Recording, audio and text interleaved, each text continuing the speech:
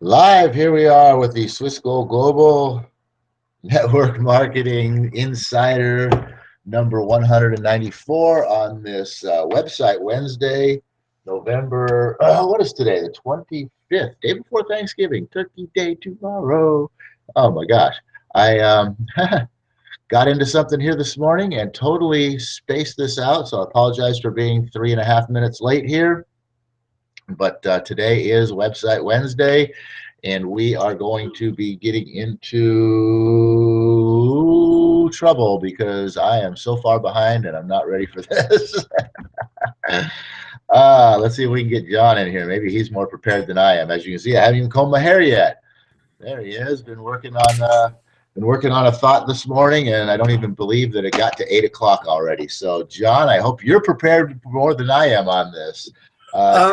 I am a lot more prepared. I love what you've done with your hair this morning. Looks fantastic.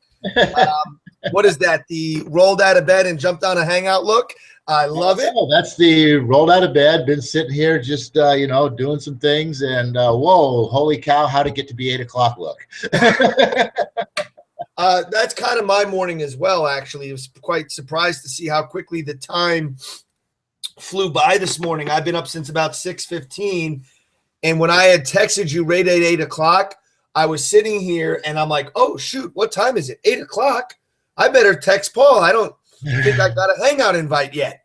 Yeah, I just slapped this thing together in like 3 minutes because it was 8 o'clock and I got it live at 8:03 and a half. The point is, we're here. We're Swiss Gold Global.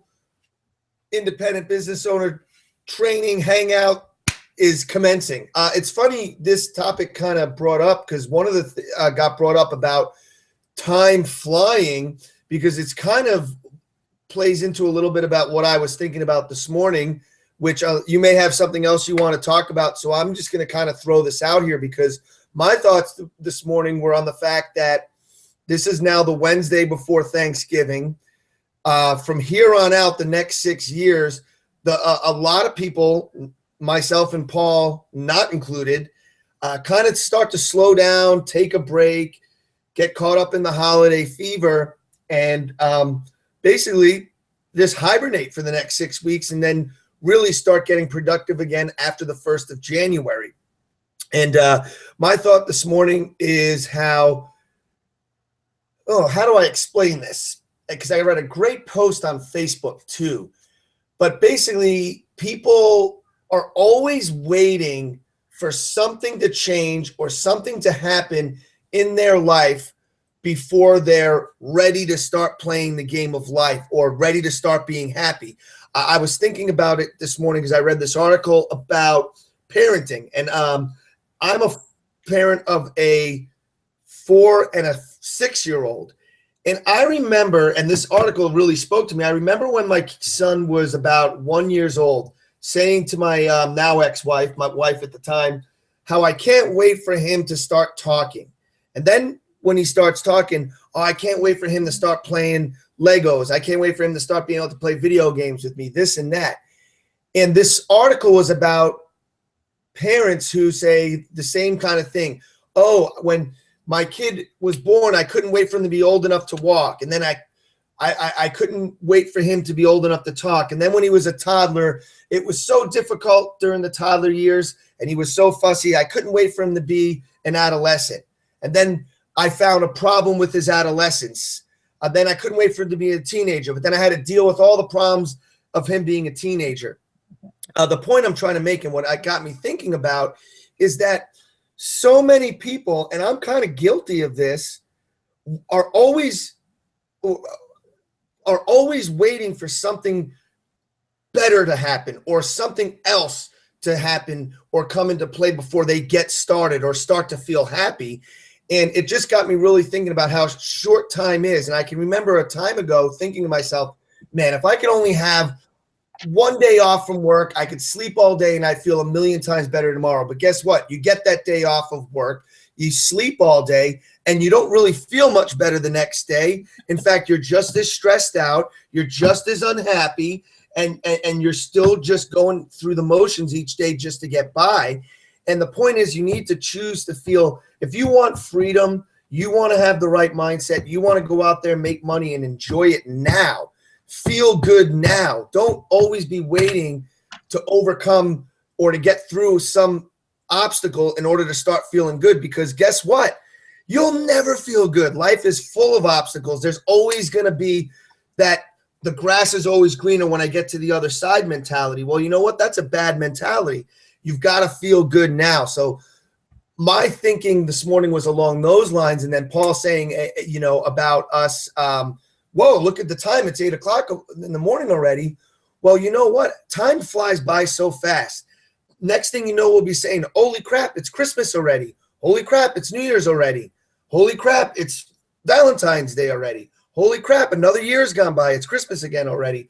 And rather than constantly be in this position in your life where you're waiting for something to come along to change, or some circumstance or problem or obstacle in life or challenge to be eliminated before you can move forward feeling good and being present in the moments, you know what? You're never going to have success. You're never going to be happy if you're waiting for that, because you got to just make the decision to start being productive now, to stop procrastinating things now.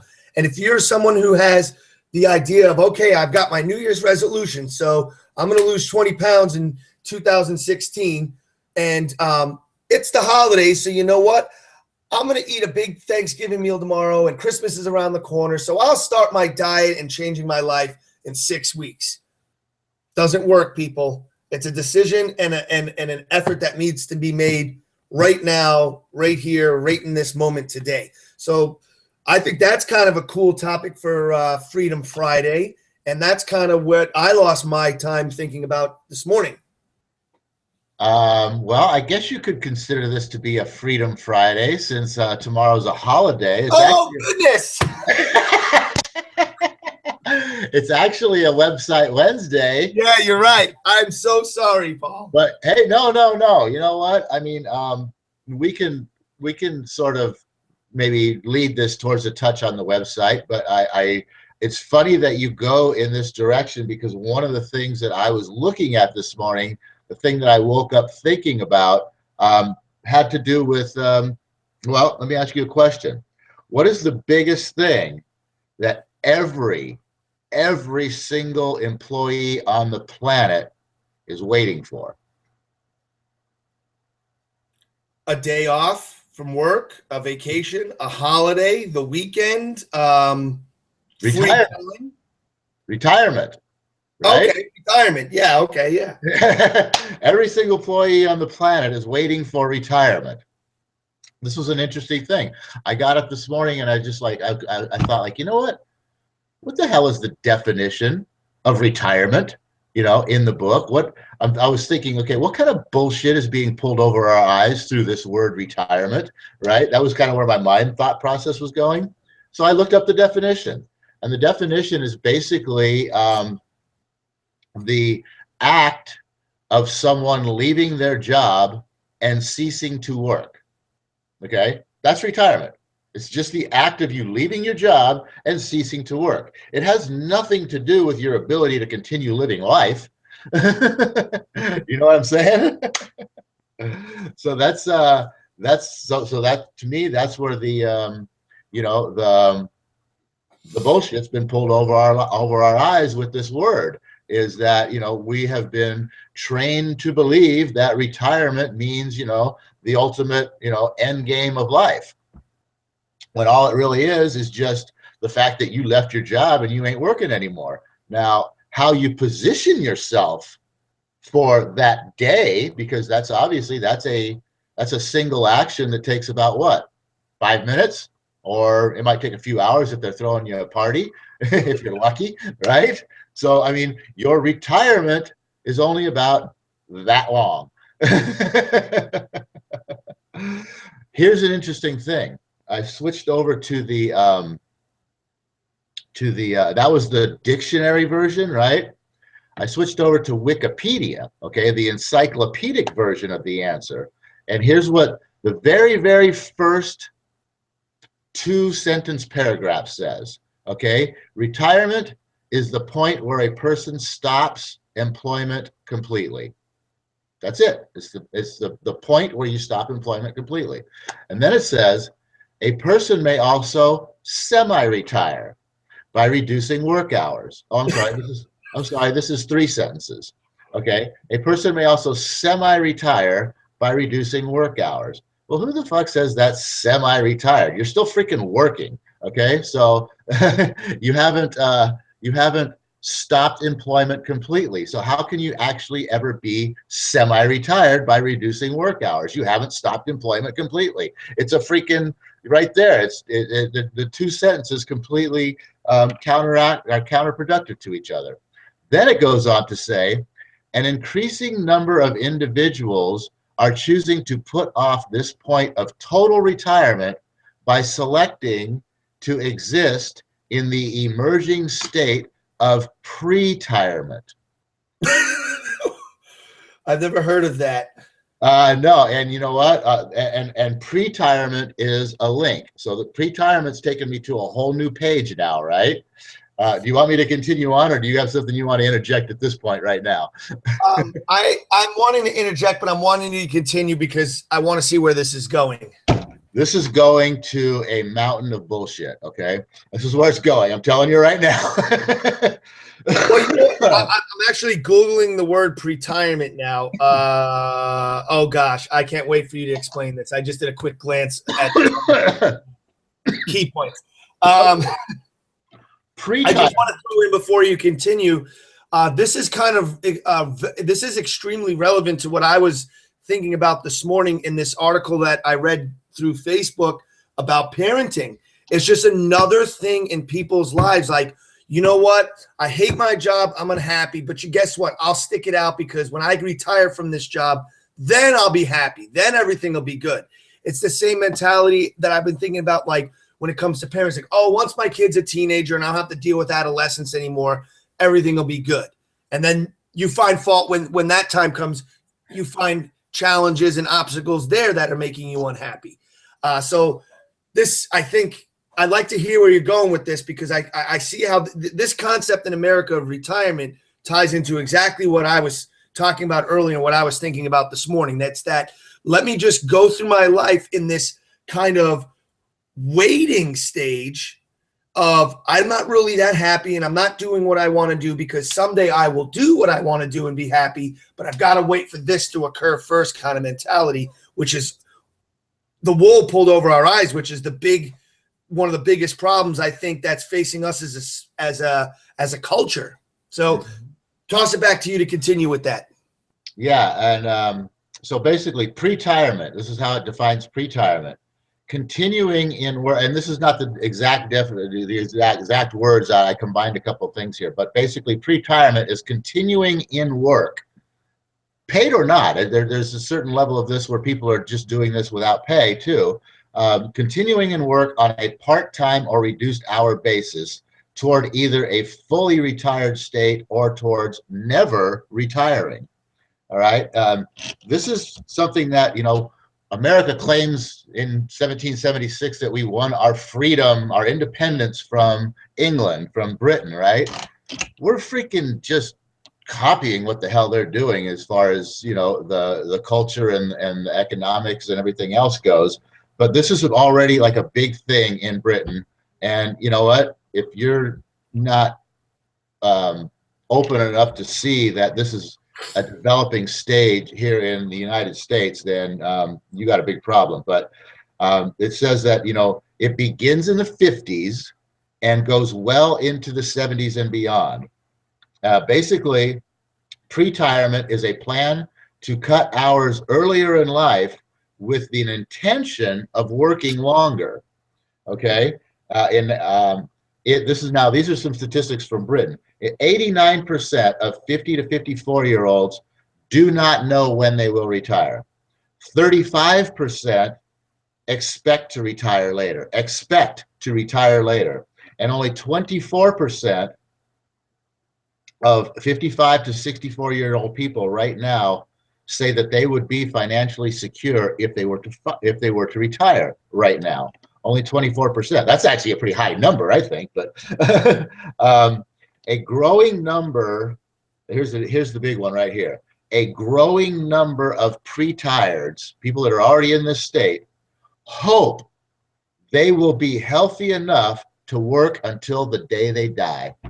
I am looking at that right now. What are these buzzwords and who creates this whole pre-retirement concept? That is a fictitious, misleading, fake, ridiculous word. It's pretarded, if you ask me.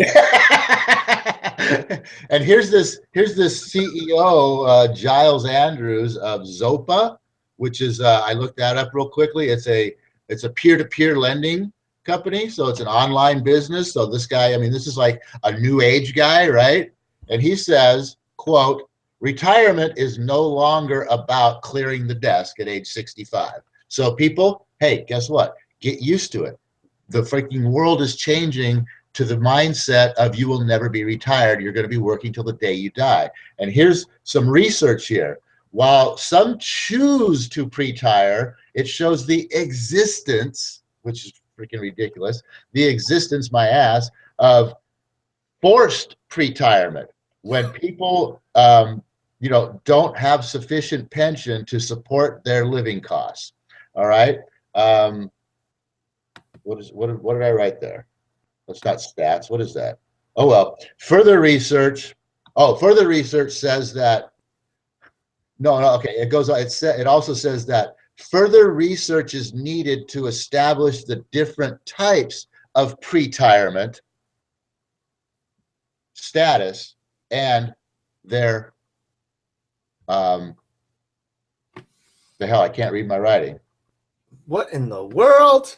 And their and their root causes.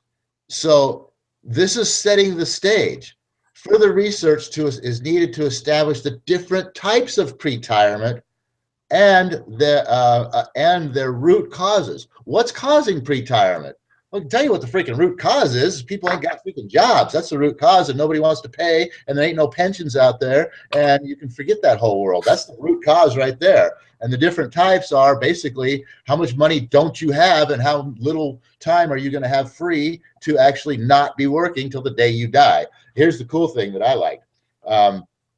It says that the use of the word retirement to encompass this whole thing, this whole emerging state of pre-retirement would hide the fact of pre-retirement. So they're telling you right now, pre-retirement, and basically you can freaking give up your idea of retirement because the emerging state of pre-retirement is real. All right. The fact that the world, I added this in, the fact that the world has changed and you are being programmed not to anticipate retirement and plan now on working till the day you die. That's my perception of what I just read there. And here's the next thing. Here's the mind fuck. All right. Here's the setup. And this is in the Wikipedia right here. The effect of the different forms of work retirement not being fully researched. Okay. The effect of the different forms of retirement. Different forms of retirement. How are there different forms of retirement? Retirement is simply the day you freaking leave your job and don't work anymore. How are there different forms of that? All right. And then here's the implant. Here's the getting the people on board with this. The fear. Oh my God, look what's coming, right? Early findings say that the abrupt shift from full-time work to full-time retirement can cause depression and other negative health effects. Oh my God, I better not plan on retirement anymore. It could cause depression and negative health effects. I better get on board with pre-retirement and plan on working till the day I die. And then here's the seed. All right, let's plant the seed. Let's get this in there right now so we can start the next generation understanding they're never going to retire, right? Consideration of the positive benefits of pre-retirement likely accelerated as impact of aging will likely be accelerated as the impact of aging population starts to starts to have a deeper effect. The positive consideration of the positive benefits of pre-retirement. We need you to continue working forever because we're fucked, because we need to continually collect tax dollars from every segment of the population. And this sounds like a way to get out of, you're pre-tired, which means your Social Security benefits don't kick in till you're fully retired. But that never happens because now you work to the day you die. It's actually quite brilliant because it'll fool most people into that, into this idea. I see a lot of things. I have a lot of ideas about this whole. See a lot of things wrong with what I just said.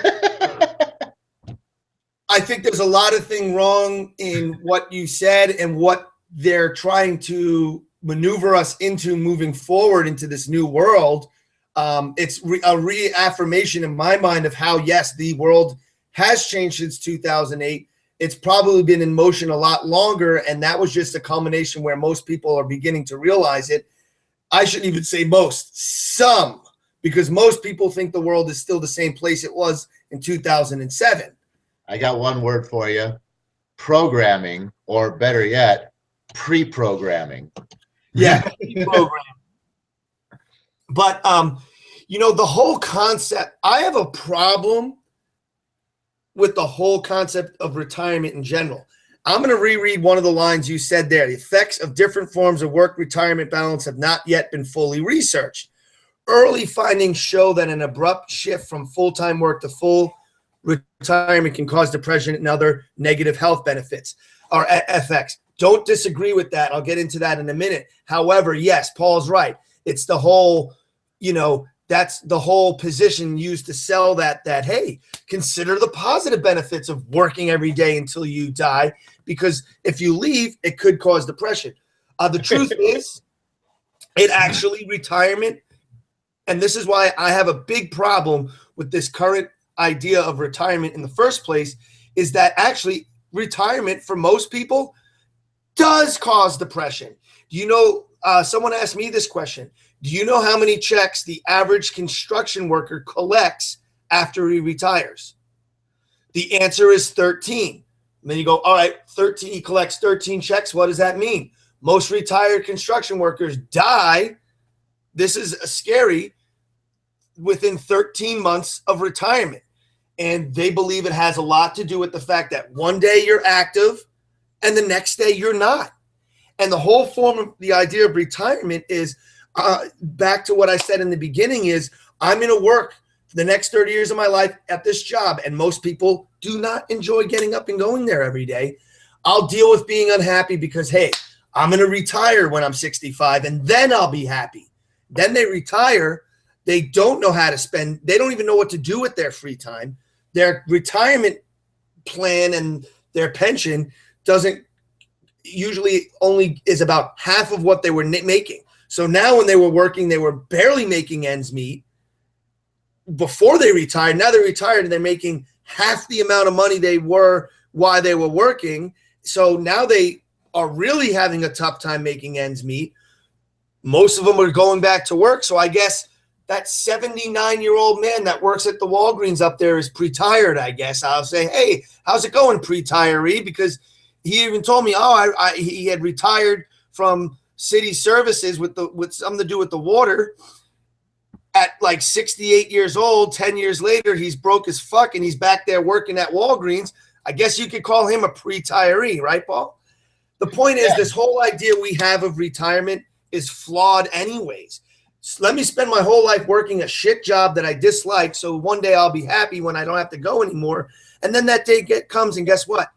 And how are you going to live that? How are you going to live and be happy when all of a sudden you're transitioning to basically half or less of the income you were living on prior to? How does that make you happy? No wonder it causes depression. And a whole new lifestyle. You're used to a routine. You've been in a routine for 30 years. And all of a sudden one day you're pulled out of that routine, and now you have all this free time and time to yourself. Guess what? You don't even know yourself.